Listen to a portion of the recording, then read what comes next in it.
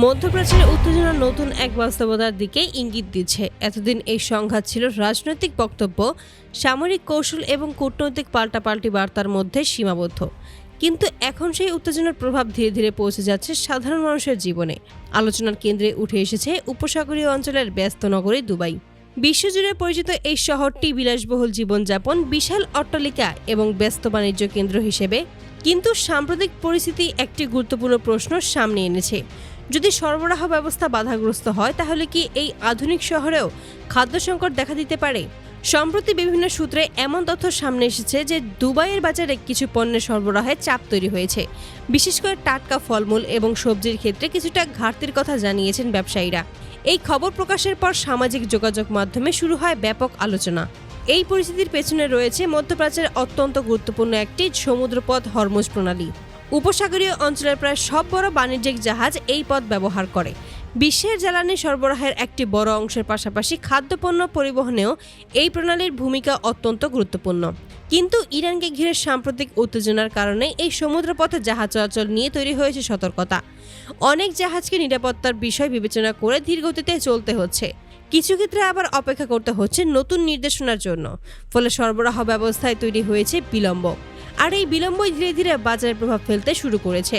দুবাইয়ের অর্থনৈতিক মূলত বাণিজ্যিক এবং সেবা খাতের ওপর নির্ভরশীল, কিন্তু খাদ্যের ক্ষেত্রে এই শহরটি অনেকটাই আমদানির ওপর নির্ভর করে।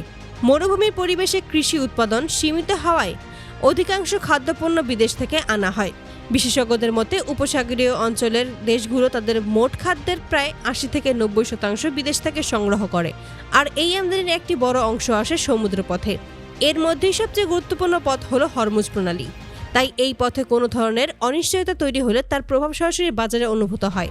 বাজার বিশ্লেষকরা বলেছেন, দুবাইয়ের কিছু সুপারমার্কেটেও ইতিমধ্যে সরবরাহে সামান্য পরিবর্তন লক্ষ্য করা গেছে।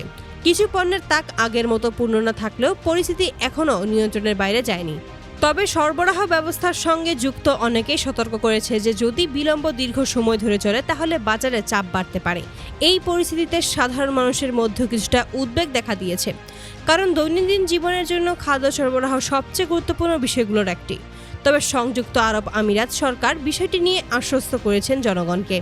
দেশটির অর্থ মন্ত্রণালয় জানিয়েছে, খাদ্য নিরাপত্তা নিশ্চিত করার জন্য তাদের কাছে পর্যাপ্ত মজুত রয়েছে। সরকারের তথ্য অনুযায়ী প্রয়োজনীয় শুকনো খাদ্য এবং নিত্য প্রয়োজনীয় পণ্যের 4 থেকে 6 মাসের মজুত বর্তমানে সংরক্ষিত আছে। তাই অতিরিক্ত আতঙ্কিত হয়ে কেনাকাটা করার কোনো প্রয়োজন নেই বলে জানানো হয়েছে। সরকারের পাশাপাশি বড় বড় বাণিজ্যিক প্রতিষ্ঠানও বিকল্প পরিকল্পনা গ্রহণ করেছে।